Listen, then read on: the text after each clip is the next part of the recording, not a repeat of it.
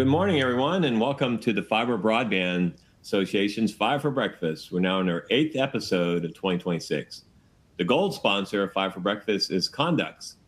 So after nearly 5 years, we are starting to see the actual checks being cut to service providers in Louisiana with the NTI BEAD program. So congratulations to Vaneeth and Thomas and the whole crew at the Louisiana Broadband Office and all the state broadband offices for all your efforts to finally get the BEAD funding to the finish line. So it's exciting times. And yesterday, the Fiber Broadband Association hosted its annual Public Policy Summit and Fly-In DC at the AT&T Center right on Capitol Hill. And today we're holding our DC Fly-In on the Hill. So our Policy Summit, we heard from Chairman Richard Hudson from North Carolina. He's always a great advocate for broadband. The BEAD champion, Senator Shelley Moore Capito from West Virginia. And, West Virginia is just amazing in their fiber locations with their BEAD program. Also, we heard from FCC Commissioner Olivia Trusty, broadband leader Congresswoman Jennifer McClellan from Virginia, NTI Chief of Staff Brooke Donnellan, Speaker Mike Johnson from Louisiana, Policy Advisor Cyrus Artis, and we also had a great, interesting talk from Chief Washington correspondent from the New York Times, Carl Hulst. So really great Policy Summit, as always, and hopefully you guys can join us next year. And last week at Five for Breakfast, our guest was Michael Thomas from Network Connects, who discussed the hidden infrastructure behind AI and hyperscaler networks.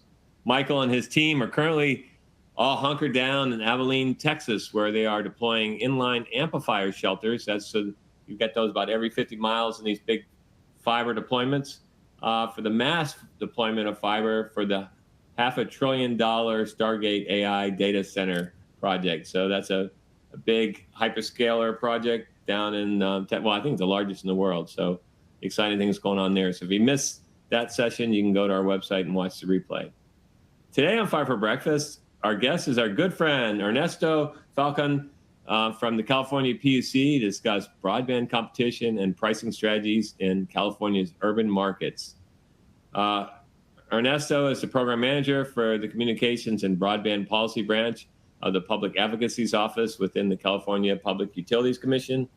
His team focuses on protecting customers of communications companies in California by analyzing and recommending solutions in several areas, including improving service quality, advancing broadband access and affordability, and participating in the CPUC and legislative proceedings to address customer needs and challenges. Ernesto was the former senior legislative counsel at the Electronic Frontier Foundation, EFF, with the primary focus on intellectual property, open internet issues, privacy, broadband access, artificial intelligence, and competition policy. He represented EFF's advocacy on behalf of its members and consumers for a free and open internet before the state legislature and Congress. Prior to EFF, Ernesto worked in the United States House of Representatives and for nonprofit Public Knowledge in Washington, D.C. So welcome, Ernie. It's great to have you here. Haven't talked to you in a few months now, so great to catch up. And for our audience, please type in your questions to go. We'll work those in discussions. With that, I will turn it over to Ernesto. Hey, Gary, thanks. And thanks for having me, and thanks for inviting me here. I'll give a bit of the background of what my team does at the Public Advocate's Office, which is kind of like an agency within an agency. We're part of the PUC, but we're statutorily independent. We are directed by a governor-appointed, Senate-confirmed director, so separate from the 5 commissioners. And I do think of our mandate and our work really is to think about how do we bring down consumer prices, how do we improve quality of service in the communications infrastructure space, and public safety is kind of near and dear an important mission of the commission. So we do a lot of work, particularly with the advent of all of fire season and things of that nature. So in this work, what we did, one of my senior researchers, Bisha Yi, teamed up with the University of California, Santa Barbara to utilize what's called the Broadband Query tool. And what that tool does is it scans in real time dynamic pricing. just like what is happening in the promotional rates at an address level. We were able to collect a fairly large sample of data, well into the multiple thousands, kind of spread throughout the state, to give us real statistically relevant information here on what's happening and what are the contours of what we were looking at in terms of competition in the urban markets. We chose urban markets specifically to kind of set aside the question of, is it too rural or is it too expensive to deploy, or any of the traditional cost barriers, particularly for high-speed internet, next generation networks, and spread out our analysis in our four major cities throughout the state. And this was a new study that builds off kind of traditional work we've done. And one of the things we do on an annual basis is, hold on, I believe it's one slide back here. Okay, it seems to be skipping that slide for some reason. But I'll kind of explain what we do on an annual basis. We collect kind of consumer pricing information writ large and see where the trend lines are on what Californians are paying. Is it going up? Is it going down? How do we compare amongst the 50 states? In our latest report we issued at the end of last year, found that California was losing a bit of its competitive edge on pricing. Some states, a handful of states, were starting to get ahead of us in terms of kind of average pricing, particularly when in the higher speeds. And the concern, the next real mission for us is to dissect why and where and what can the state do to respond. And so part of the analysis within that analysis was looking at these urban markets to see what is actually happening on prices and why. What are the kind of the elements in the ground? And one thing that was notable was the Fiber Broadband Association had this study showing that we were kind of not necessarily fiber poor, but not ahead of the curve in terms of fiber penetration, meaning the number of California customers who have access to fiber to the home is not on par with the rest of the country. And so what does that mean in terms of competition, and where does the source of competition happen? We are getting a lot of assertions of fixed wireless broadband making a serious impact in the market. So we look into that, testing whether that's true and to what extent that's true. And my background, I've done a lot of infrastructure analysis and work in the fiber space, and so figuring out how to fix up where California is and get us further along is kind of a near and dear project of mine, dating back many years. So what we did find was when the gigabit tier appears to be where the center of gravity of competition and pricing is happening. This is like a snapshot of the data, but I'll kind of summarize some key findings here.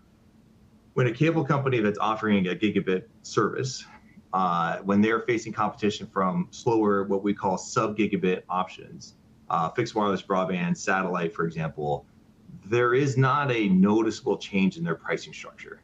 While there's data showing there's some churn in terms of people leaving cable for fixed wireless broadband, the reality is it does not appear that cable really does much about their pricing structure across the board. However, that is not true when there's at least one alternative gigabit provider. And traditionally, that tends to be a fiber entity coming in. And so what the data was showing us was when there is limited to no competition, even with promotional pricing, it was consistently higher across the board. However, the moment there is at least a duopoly, two gigabit options, primarily driven by fiber, that's when the pricing structure of the existing gigabit and incumbent really starts to change. On average, we were seeing prices go down anywhere between $15 to $40 a month in the areas where you're seeing at least two options. Even more so when there's three. The Bay Area is quite competitive in terms of having at least three options. Some places even having four options. And so looking at the number of residents who are essentially lacking fiber, and that is kind of a proxy for lacking 2 gigabit options, because traditionally cable is already upgraded to DOCSIS 3.1. They're rolling out DOCSIS 4.0 in some places now. They're already kind of at the gigabit level and above. This is kind of the spread of the state in terms of where the fiber entry would make a real difference in pricing. If the responsiveness of the pattern where there's a second option at a gigabit or higher level comes in primarily from fiber entry, our calculation is the number of residents that would save money, kind of the total calculated estimation is well over $1 billion in consumer savings, driven by the reduction of pricing as a means of retaining those customers by cable, and the promotional aggressive first bid price of the new entrant that's trying to acquire those customers. So for us, it's a fairly significant amount of money that would save customers from competition. It also is likely a large source of the drag in terms of California falling a little further behind in kind of competitive pricing. Oh, and this is the broadband price report I was mentioning earlier. This is traditionally what we've done in terms of analyzing lots of different options, lots of different speed tiers, and kind of where the subscriber population is located, and kind of the trends on pricing. And so, as I mentioned earlier, we were seeing a throughput line of our ranking and competition in terms of comparison to the other 50 states, or the number of states that are participating in territories that are participating in these the FCC's urban rate survey. We were seeing the slippage of our previous leadership in this space and kind of slight decline. And so, as I mentioned earlier, the calculated savings, this is generally how, using kind of the FCC's public data on, essentially areas that have a single gigabit option, which carrier or cable company, exists in those areas. It's predominantly cable, which indicates it's not really, there's not really a set of sole fiber gigabit entities out there. It's primarily in the cable space. And so this is how we kind of came up with the calculation of the total cost savings by benchmarking an average of showing the range of price decreasing that occurs with the carriers when they face competition. And we opted to average across 300, 500 gigabit for a couple of reasons. One, the center of gravity of consumers at this point, a minority of people use 100 megabits or lower in terms of internet access. I would say today about 75% of Californians subscribe to 300 or above in terms of broadband. Almost half are at 500 above, which I think is very important for policymakers to recognize, because we allow how many 100 down, 20 up options are out there as a means of assessing how healthy the market is, or do we need to do more to promote infrastructure. And I could say with a pretty high degree of confidence based on where subscribers are and kind of where the consumer demand is in the state writ large, the center of gravity is moving towards the gigabit era. I think in a short handful of years at this point, just given the shift that continues to move upward with the consumer usage, what people are buying in terms of which I think reflects what they need and need often. We are going to be at a point where the gigabit is a pretty standard product that almost everyone would like to have as like their standard offering, which again, I think explains why sub-gigabit offerings are not really forcing cable to rejigger their prices or respond. I think the industry knows that's where the consumers are heading to, and they're well situated to capture the lion's share of revenue in that respect. So yeah, I mean, that's essentially like the key findings of our study. We're exploring ways that promote more fiber deployment. One example is we recently came out with a joint agreement with AT&T on the carrier of last resort proceeding. So this is the legacy obligation to universally serve voice. The incumbent local exchange carriers, like AT&T being our largest provider in the state of California, has often referred to these legacy obligations as a restraint on the ability to deploy more fiber. My position in terms of working with them to come up to an agreement to present to the commission has been, if true, and I think there was a layer of truth there, well, then we need to have a structured means of transitioning as much of the copper network over to fiber and have some concrete means of facilitating that transition. So our hopes is Kohler will be the evolution of Kohler to kind of modernize broadband regulation will facilitate accelerated deployment of fiber, which then delivers lower cost offerings to consumers, and fulfills our main mandate, which is to bring down prices.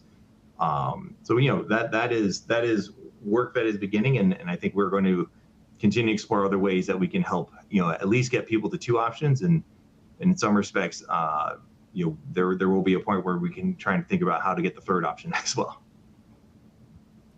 Well, Ernie, this is super interesting, and it kind of matches some of our research. On our latest study, attach rates. So when when you have fiber deploy, what we're seeing is that fiber providers get about 45% uptake. So most business models are assume somewhere between 25 and 40%. So right off the bat, they're able to beat their business model with 45%. But what's really interesting is that when you have more than one fiber provider in a location, take rates go from 45% to 61%, which shows that there's plenty of business for more than one fiber operator in a community. And further, if I look at just like AT&T had their earnings report looked amazing this quarter. That so what they say is that not only when they deploy fiber are they getting better uptake, they're getting more average revenue per user because they're gonna be able to sell more services like streaming services and so forth. But also, 42% of their fiber subscribers are also subscribing to their wireless, so their mobile wireless. So you have more ARPU, you have lower costs from ARPU, from lower OpEx, and you're selling more services, more attach rates, and you're able to reduce the carbon footprint. So it seems like win, win, win, win for providers. And then also I have to note the providers you have on here are all benefiting from President Trump's tax benefits that he had in the One Big Beautiful Bill, that he had 100% bonus depreciation that provided these providers with billions of dollars of free tax flow. For example, AT&T had $18 billion in free cash flow in 2026, and they're expected to get about $19 billion and $21 billion in the 2 years going beyond this. And so we see similar numbers on large companies like these cable operators. So a lot of free cash flow to invest in fiber, great for the consumers, being able to lower their bills, and great for also the profitability of their shareholders on, being able to sell all these other services. So it seems to fit right, like dovetail right into kind of our analysis. Yeah, a kind of a consistent principle at the PUC in terms of its oversight of the kind of critical infrastructure in communications, energy, and water, is the appropriate means of benefit. It has to be a shared benefit between what we call the ratepayer, the customer, and the shareholders. And so the transition from kind of legacy copper to fiber really presented a sweet spot there that I think facilitated our ability to negotiate a really good proposal between the company and what we offer for the commission to review. The commission will make its decisions later this year in terms of carry of last resort, but on paper, what AT&T and the Public Advocate's Office were willing to agree to was a structured transition of kind of legacy voice obligations in areas that are predominantly gigabit sole gigabit territory. We give or take, we have millions of households in the state of California that are mostly sole gigabit under cable. And AT&T's commitment under that structure, will fully committed would exceed 1 million fiber lines in 10 years. And so it is very much I know they want to build it. I know the customers benefit from it existing in the entry, and this data we were able to produce in January, which is kind of fortuitous timing because we didn't really plan it to coincide with certain proceedings at that time, because this took months of work with our academic partners to pull together. But it really pointed out that there was a cognizable benefit to the consumer if they received at least 2 gigabit options, and fiber being kind of the main entry of that second choice. The other thing that was, just to kind of stress the point a bit, was surprising though, was to the extent that fixed wireless broadband was not moving prices. So there's one thing to say, people were leaving one service to the other, but the real fundamental for us was it making the existing customers, who were subscribing to cable in large parts, were they receiving the benefits of competition, which should come from lowering prices in response to competitive entry. And we were unable to detect any meaningful movement from sub-gigabit services, as we call them. What's interesting is when I look at our research, and even like Recon Analytics has done some really good studies, and it really, one of the things they produced here last fall was showing that the type of, your behavior on fiber versus lesser quality connectivity. So like on fiber, one is 75% of fiber users are using AI daily. And they also are using these, largely on laptop serves, some kind of desktop or, so they're doing work from home, they're doing telehealth, they're doing online education, video game. They're using these very rich media kind of applications where when you look down at fixed wireless or even cable, fixed wireless and LEO, like less than 10% of LEO subscribers use AI daily. And most of the LEO providers are using their cell phone. So it's, you're a different kind of subscriber when you don't care about the quality of your broadband connection, or you only have a low quality connection available to you. And so that's where I think where your study kind of zeroed in on gigabit. The other part of this I think is interesting is, back in 2010, right, Blair Levin's, when he's doing a national broadband plan, broadband was defined as 1 megabit, right? And, right now we are deploying 10 gigabit symmetric networks. And this will be the first year that we're getting to volume deployment of 25 gigs networks. And so we're going to see these, I have 5 gigs symmetric to my house, and I'm paying the same price as I was paying to the cable provider. And what the deep dark secret of cable is, they never tell you what the upstream is. Right. My service was called super fast, and I'm trying to figure out all the fine print what super fast means. But it's when you're subscribing to a gigabit service, but you have such poor upstream that I couldn't do my telehealth sessions. And so that's the thing that doesn't come out on these, that when you see a cable and what the speed is, they're not talking about symmetric. They're just talking about the downstream speeds. Yeah, I think so. That's an area that I think we are considering how to study and kind of break apart, specifically the use cases and usefulness of the access. So we're getting past the point with BEAD coming in, and California has kind of parallel grant programs to the federal system on almost every regard. We fund broadband infrastructure, and we also subsidize we have our own Lifeline program, for example. And the use cases, or how do you maintain, particularly for like the low-income population, which is the special emphasis for us, how do we ensure they're able to use the fullness of the internet and kind of the fullness of the opportunities that the internet's supposed to create? And I do think the kind of the advent of AI tools and kind of the learning opportunities there, and you look at just what's happening with video sharing at this stage, those are massive files. I get frustrated. I have a not the best upload speed on my connection here, and if I needed to analyze a substantive document or something of a sizable nature, uploading it to the tool in the first place just to begin the analysis is a drag. It's a delay that then I have to kind of just go do something else while I'm waiting for it. And I have a pretty good internet connection. I actually am pretty satisfied for the most part. But with each passing year, as the demand cycle grows and the applications and the intensity of those applications continue to advance, I'm going to need to keep going up. And that's something we're trying to get a handle on, kind of what is like an essential minimum of service more than, I could say with confidence, it's not 120 up anymore. It's moved past that at this point. Yeah. But how do we be more dynamic as regulators to assess whether the community is at a point where they're really ensuring everyone has the full benefit of the internet?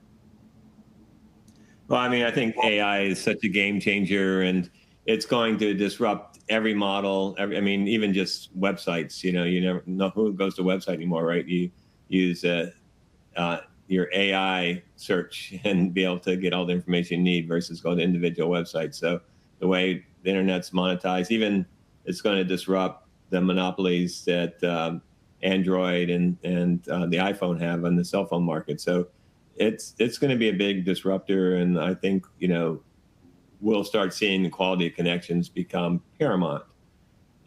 So one thing, if I look at your study, it's pretty straightforward. You used a bunch of university guys. You guys can't, I think it's intuitively obvious that you're not going to see any price movement if inferior service comes to market. Why would you bother changing prices? But if a real threat, like you put a McDonald's across from a Burger King or a Walgreens across from an Eckerd's or whatever, you can take any industry and you put the competition across, you're going to get stronger, more consumer-friendly pricing.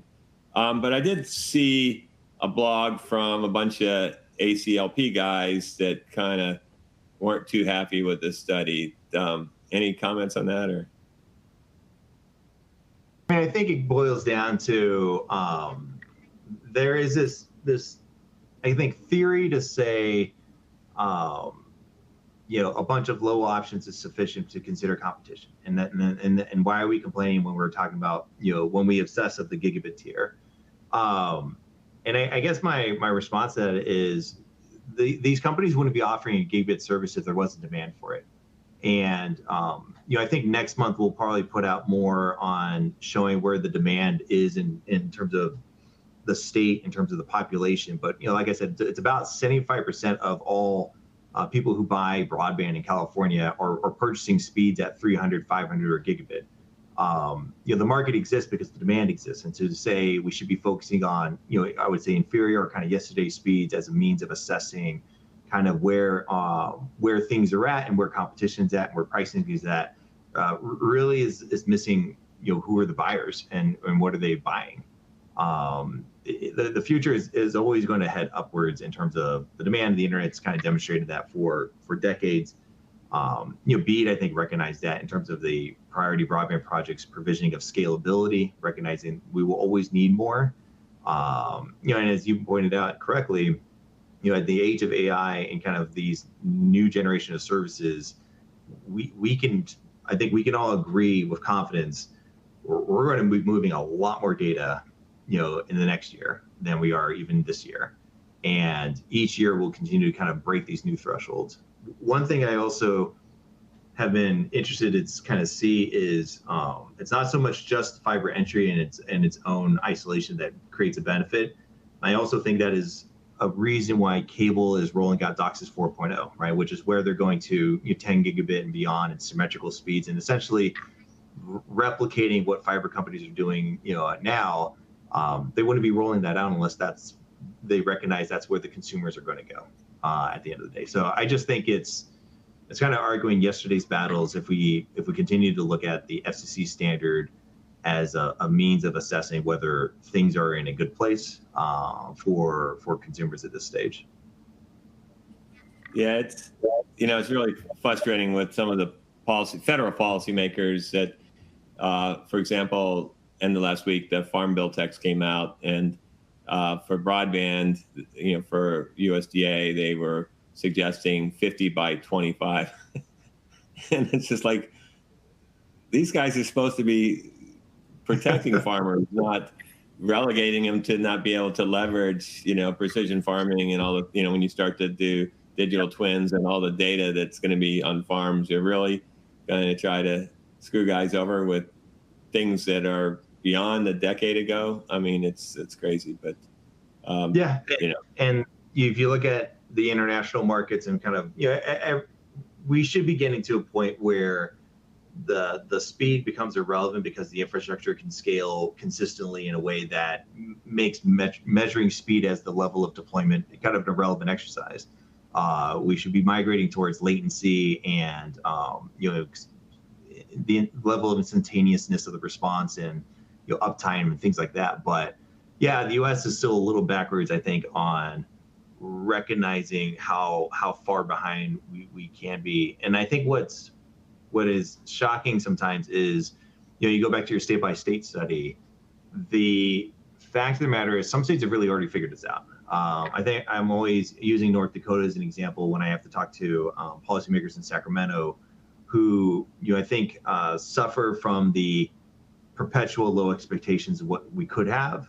To say, how did a small rural state with, kind of a fraction of the funding, a fraction of the resources of our state, how does it get to a point where nearly everyone has a gigabit fiber connection at this point, right? It's policy, it's rights of way management, it's how we handle the emphasis of allowing this infrastructure to build.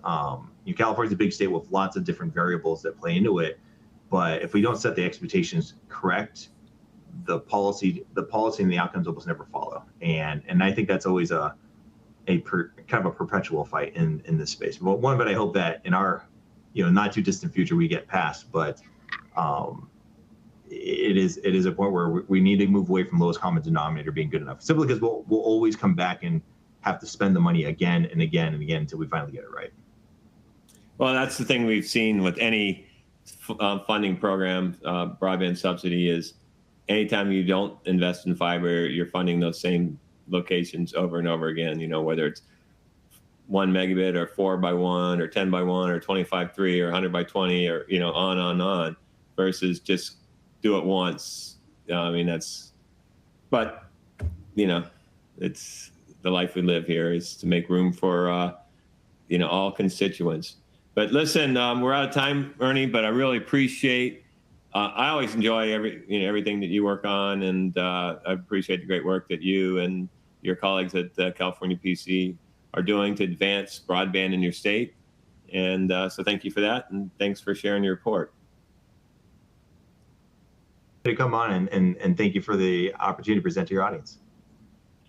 Well, I want to thank everybody for joining us today. I look forward to getting back together next Wednesday with one of my favorite people, the Fiber Broadband Association's former chairman and our current treasurer, Jimmy Todd, who's the CEO of Nextech. He's going to discuss getting a front row seat to the telecom evolution, 75 years in the making. So that's going to be fun.